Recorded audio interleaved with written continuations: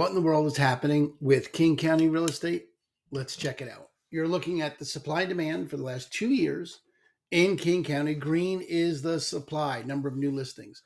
Blue is the demand, number of homes that went under contract. All right, so what does this mean? Current data is all the way over to the right. So this is February over here. Okay, and I don't know if you watched last month's, but last month was super exciting because it was almost 60-70% more than January of 2024. So year over year, huge increase. This year, February, exactly the same as last year, just slightly above. So the pace of growth slowed in King County. So we didn't have an exponential increase February to February like we did January to January. Okay, so what does that mean for the future? Well, we don't know anything about the future. But what it is indicating is in the present, we're not in January. There was a little bit of a blip, a little bit of a bump up, a little bit of an explosion in new listings compared to the previous year.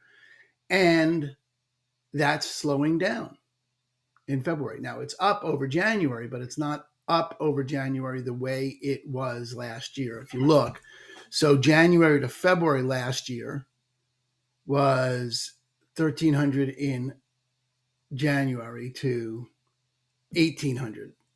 Okay. This year it's 1,700 to 1,800. So it's much smaller increase.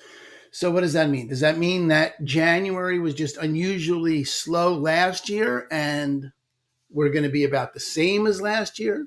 Does that mean we took a little bit of a breath in February and we're about to get back to more?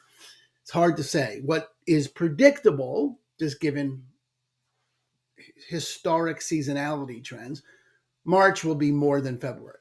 Question is it going to be more than February to the same degree that January was over last January, or is it going to be more than February at the same rate as this February was over last February? In other words, is it going to be some big bump, or is it going to be just a traditional extra 10% of listings, 10% of buyers?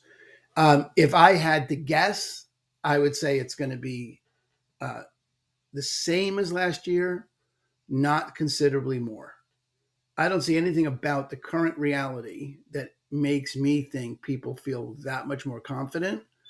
If anything, now it's conceivable that you get people that are panicked and want to sell because they want to get out before, the shit hits the fan. If you are thinking the shit is going to hit the fan, I think you would be justified in thinking that. I have no idea if the shit's going to hit the fan. Who knows how much weirder things get. I wouldn't even venture a guess how much weirder things get. Things get pretty fucking weird, really.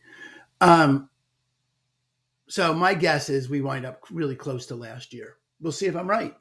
In the meantime, what this means to you is if you're buying, you should be able to pretty much count on there'll be more to look at as you get through March.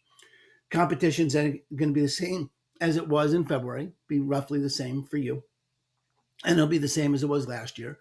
Be, new houses, they'll go for 1 or 2 offers, 3 offers. We go a little bit over asking price.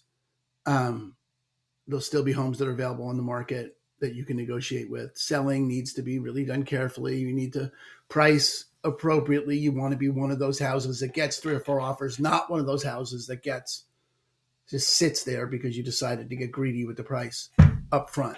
Better that you should attract a lot of offers and get it to raise quickly than sit on the market. Homes that sit on the market are not doing well right now.